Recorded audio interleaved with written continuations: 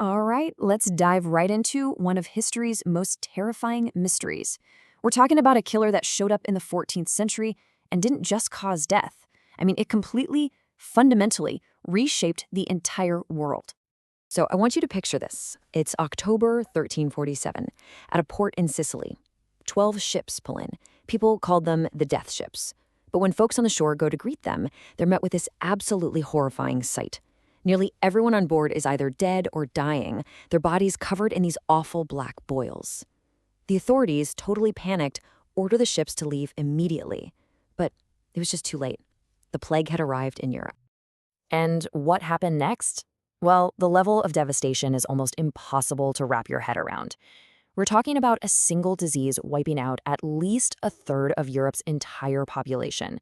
And some estimates, like from the CDC, push that number even higher, maybe up to 60%. The scale is it's staggering. So, the big question is, how?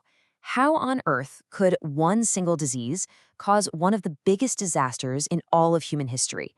That's exactly what we're going to unpack here. We're going to look at the very specific combination of factors that created this perfect storm of death. Okay, so every good investigation starts by tracking the suspect's movements, right? And you have to understand, long before the plague ever hit Europe, it had already built up this terrifying reputation on the other side of the globe. Yeah, the plague didn't just pop up in Europe out of nowhere. The first rumors of this awful sickness actually started in China. From there, it moved through India, then Persia, Egypt, and Syria. It was basically hitching a ride on the biggest trade routes of the day, a killer that traveled right alongside silk and spices, leaving this unbelievable trail of destruction. All right, so let's move on to our prime suspect. It's time to get a closer look at the microscopic assassin that caused all this chaos.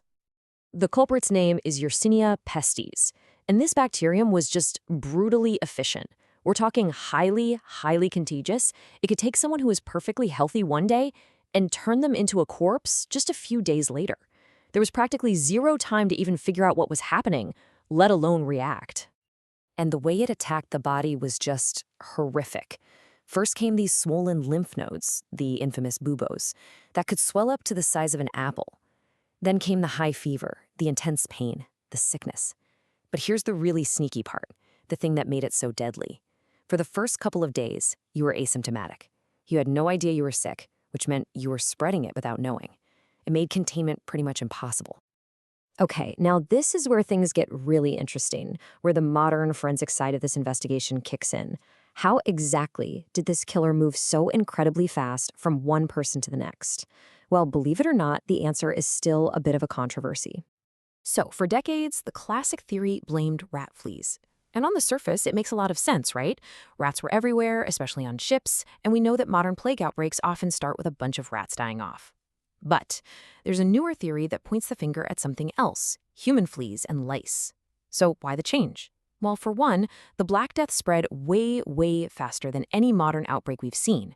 And here's the real kicker. There are no historical records of these massive rat falls.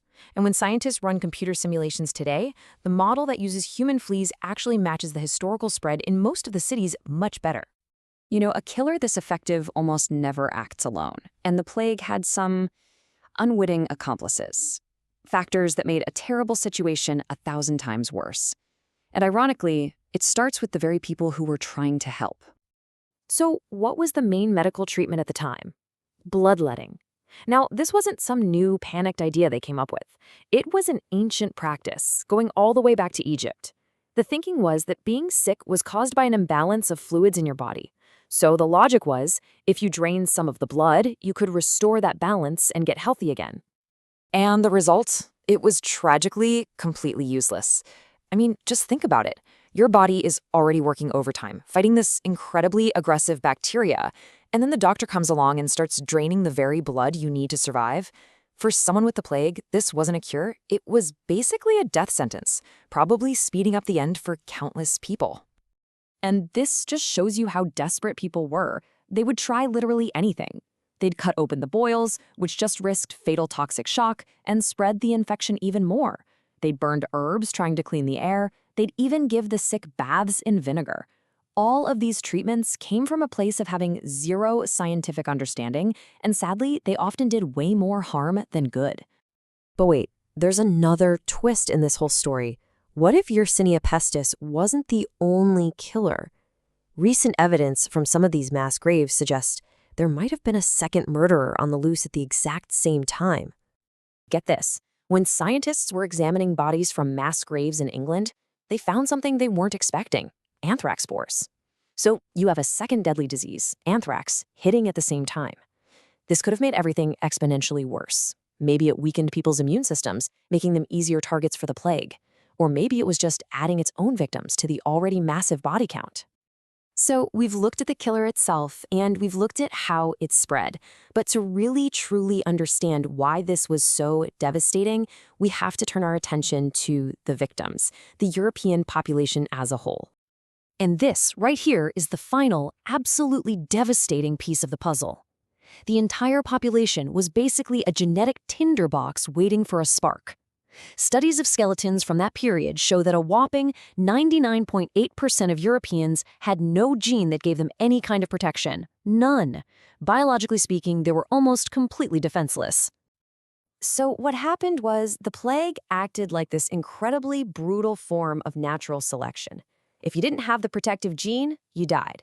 The tiny, tiny fraction of people who did have it survived, and they passed that resistance down to their children. And the long-term result of that is just incredible. Today, about 15% of Caucasian Americans carry that same resistance gene. It's a direct genetic echo from a disaster that happened almost 700 years ago. So when you put all the evidence together, you can really see the anatomy of this catastrophe. You've got a brutally efficient killer bacterium, you've got a super effective way for it to spread, you've got medical cures that actually made things worse, and you've got a population that was almost totally vulnerable on a genetic level.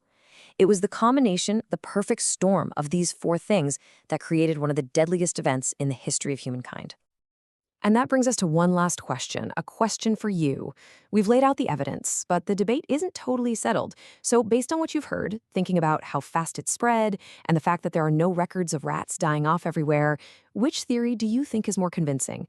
Was it the classic culprit, the rat flea, or was it the newer idea, the human flea? It's a fascinating question, and it just goes to show that even centuries later, history's greatest killer still has a few secrets.